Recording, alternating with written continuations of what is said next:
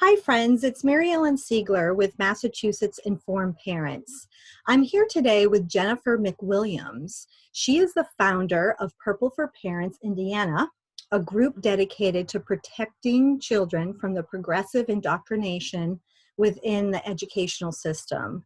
She was recently terminated from her teaching position after raising concerns over social and emotional learning. So I'd like to talk a little bit today about what social emotional learning is. And I'm so appreciative that Jennifer can be here today with us and to share with us what she knows. Jennifer, thank you so much for being here. Thanks for having me, Mary.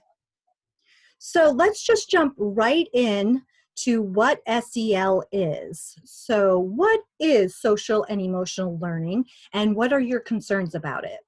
Sure. So social emotional learning is the latest craze that is taking over our education across this country. It's popping up everywhere, and it is a curriculum that schools are adopting to shift the school culture and educate what they call the whole child. So if you think, mind, body, soul, Right. um, they assume the role of parents essentially by using brainwashing techniques and role playing to teach children how to think and feel about life.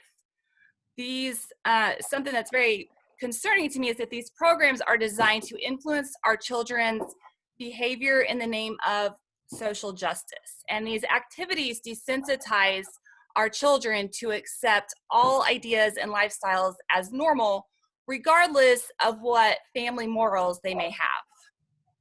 Wow. So it really seems like it's undermining parents and possibly going against what parents are teaching their children, and really jeopardizing parental rights. Would you agree? Absolutely, yes. And the social emotional learning within the school is it takes over the whole school. Like I said, they say it's to shift the school culture. So it's not just one class or one subject that a parent could remove the child from. So once the school has adopted a social emotional learning program, Mhm. the child is in the program regardless if the parent wants them to be or not. And this is all done without parental consent. Wow. So could you just give us one quick example of a lesson, a social and emotional learning lesson, so that parents can get an idea of, what to look for and what to be aware of?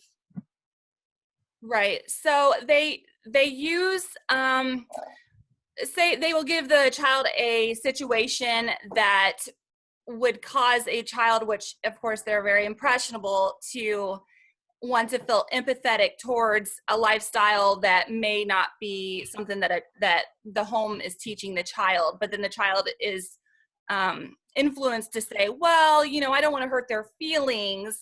So Mhm. it's about teaching empathy and compassion to those social issues that may not align with what's going on in their home. Wow. So it really seems that it's focused on feelings and teaching children to be emotionally driven Yep. instead of really giving them the intellectual tools to be critical thinkers.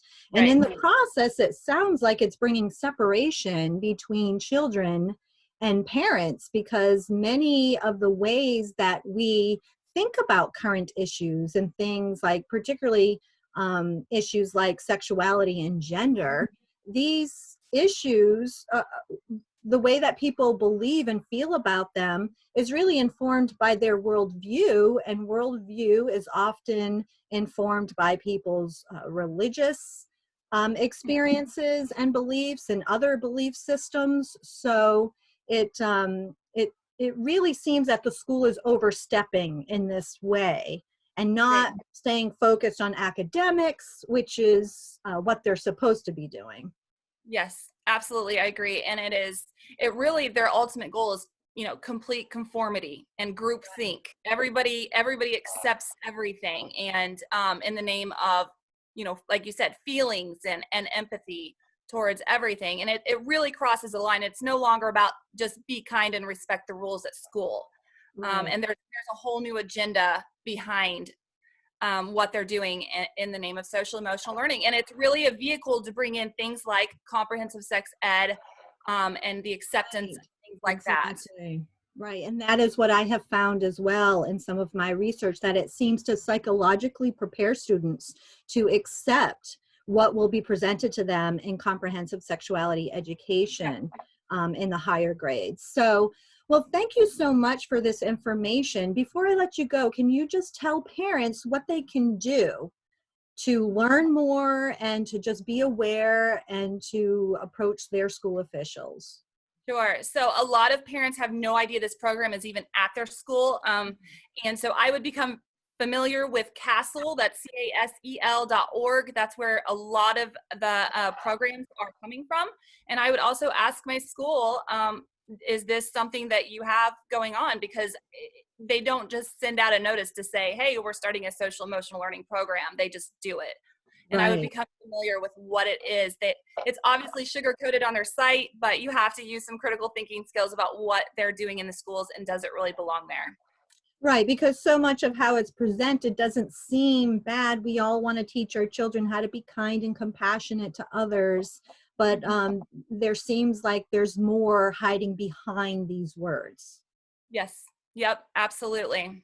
Well, thank you so much for being with us today. We really appreciate the information you've given us, and we wish you the best as you work through what has just happened to you, which was very unfortunate. Maybe we can have you back at another time to talk more about that experience.